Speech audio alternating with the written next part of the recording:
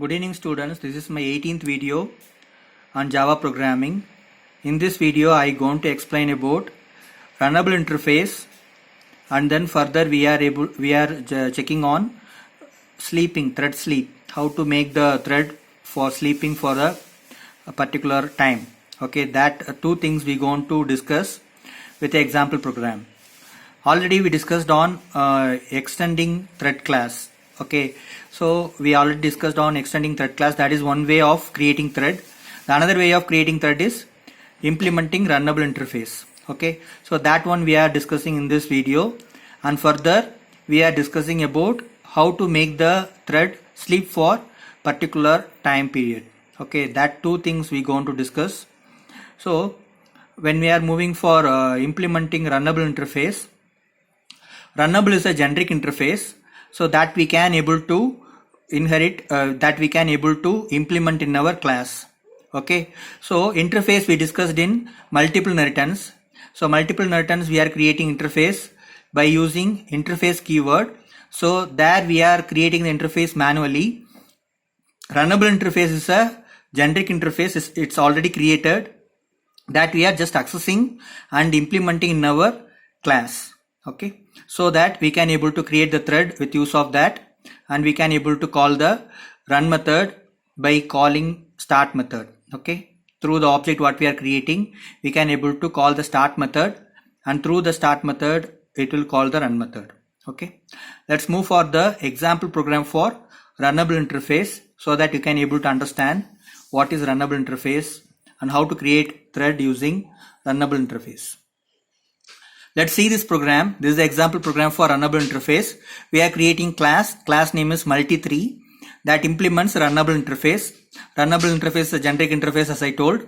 It will start with capital R. Okay, runnable, you have to give capital R. Java is a case sensitive, so that you have to give capital letters correctly, so that you have to give R as capital letter.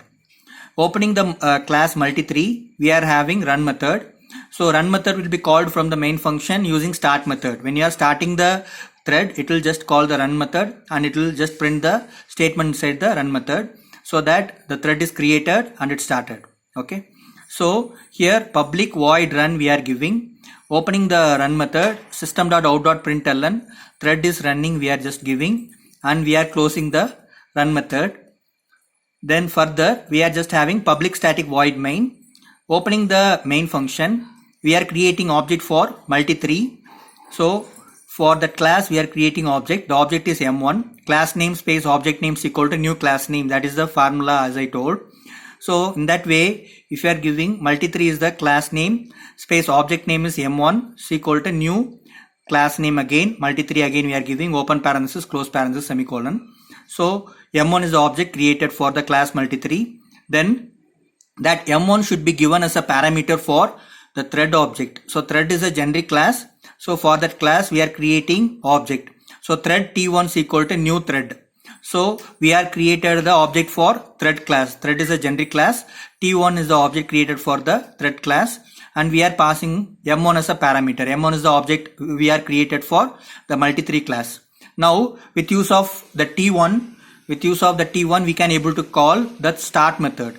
So start method is called, so that it will just call the run method. When you are calling t1.start, it will just call the run method, and it will print thread is running. Okay, so when you are using implements runnable, you have to create the object for the class, and that object have to be passed as a parameter for the thread object, as a parameter for the thread class whatever you are calling, and that thread object should call the start method.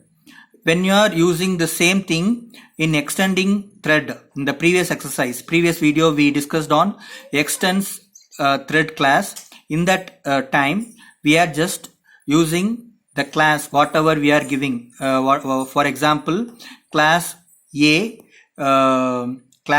extends thread. Okay, so we can give A obj is equal to new A, then obj.start, we can able to start the thread by just giving the class object name directly.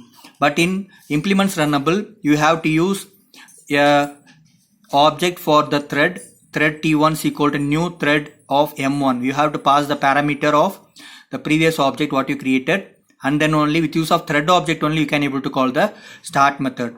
That is the difference between runnable interface and extending thread class. Okay, so both ways you can able to create threads. You have to know both the programs properly. So both the programs are very important for VTU examinations. Okay, now further we are moving for the next program example. This is thread sleep. So thread sleep program, I implemented this program with use of runnable interface.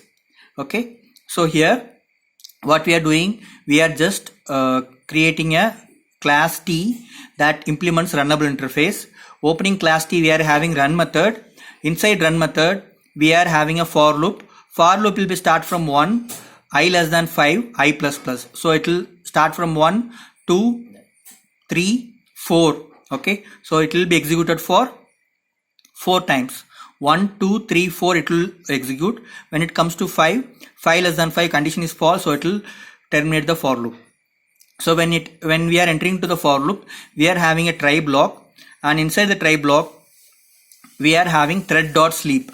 Thread is a generic class. From the generic class we are calling the predefined method that is said to be sleep. So sleep for 500 nanoseconds. So whatever the number you are giving, that will be taken as a time, that is a nanosecond times. So 500 nanoseconds it will be sleep, and it will execute it will continue the thread. Okay, so next to this we are having catch block. If there is any exception occurred while executing the sleep method, it will just print the interrupted exception. Okay, it will just print interrupted exception. If there is no interruption, it will just print the I value. We are having a catch block. You have to see clearly. Try block we are opening. Inside try block we are having thread.sleep, open parenthesis 500, close parenthesis, semicolon we are giving. Closing the try block, we are opening the catch block. Catch block we are passing the parameters interrupted exception space E. Then opening the catch block, we are just printing the E value, system.out.println E we are giving. Closing the catch block, so that if we got any exception, that will be printed as the output. Then outside of the catch block we are just printing system.out.println I. So what is this I? This I will be the thread what we are creating. So first time the I value will be 1, next iteration the I value will be 2, next iteration I value will be 3, next iteration I value will be 4. So every time while printing the I value, it will take the delay of 500 nanoseconds. The delay mean by it will sleep for 500 nanoseconds. That is said to be thread sleep. Okay, so here we are you can see in the right hand side we are having a static void main function we are having. Inside the main function we are creating object for thread T1. So we are just creating the object for class T. So class T, the object is T1, so that the T1 we are passing as a parameter. So thread O1 equal to new thread of T1. So this is the first object we are creating, so that O1 dot start we are giving at last. So it will call the first thread. We are creating two different threads inside the main function. First is O1, second one is O2. O2 we are created with use of T2. So first object we are creating for the class T is T1. Second object we are creating for the class T is T2. So T space T2 due to I forgot to press enter there, so that the T is there separately. T should be entered and it should be in the new line. So T space T2 is equal to new T. That is the way you have to type your program. So T2 we are passing the T2 as a object parameter for the thread O2. So we are calling the start method with use of O1 and O2. So keep in mind O1 will be called first. O1 will execute the for loop. The same time O2 also called, that will be execute the for loop. So one will be printed, again one will be printed. So first one will be printed for the first thread, second one will be printed for the second thread. Again it will call the second iteration with use of the thread 1 object and thread 2 object. So 2 will be printed. Again it will be called 3 will be printed, 4 will be printed. Okay, so 1 2 3 4. Okay, so it will be executed parallelly with 500 nanoseconds delay. Okay, you execute the program and you can able to understand what's happening here. If it is executing fast, you can increase the sleeping time. Sleeping time you just give 2500 nanoseconds, so that you can able to see the delay while printing the outputs. Okay, execute in NetBeans IDE so that you can able to get the clear output. Okay, so this is the program for thread sleep. Okay, so with use of these two example programs, I am giving two different exercises so that you can able to understand and you can able to write the program by your own. So exercise, what is the exercise? The first exercise, write a program using runnable interface to create 20 different threads. Okay, so how you can create 20 different threads? You have to use for loop. So for loop you have to use for creating 20 different threads. So you have to call the 20 different threads and you have to print as output.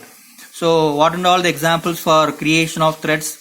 The previous example what we created for sleep method, we seen one example. No, that is example for creating multiple threads. That we created 4 threads. Like that you have to create 20 threads. Okay, don't use any sleep method for the first program. Just create 20 threads. Okay, for second program, exercise 2, write a program using thread sleep and make the current thread sleep for 1500 nanoseconds between every thread creation. Okay, I will give you a simple twist in this. This program you have to use extending thread class. Okay, don't use implement runnable interface. For the second exercise, use extending thread class so that you can able to understand how to implement the sleep method inside the extending thread class way. Okay, that is one way of creating thread. No, so you have to write a program, you have to create a class that should extend the thread. Then you have to write the run method inside the particular class. Then you have to write a for loop and you have to create threads and you have to make a delay of 1500 nanoseconds and you have to call the particular run method from the main function using start method. So in that way you can create the object for the class. So through that object you can directly call the start method. No need to use thread object for this program because you are using extending thread. Okay, I hope you understand these two programs. Just try to execute these two programs and send this program as a mail. Okay, so please try these programs by yourself. These are very important topics for VTU examination. These are very important topics. Runnable interface and extending thread and thread sleep, all these things are very important topics. Please execute the program and send the executed program with output. Attach that executed program as output in the mail and send me. Okay, thank you very much.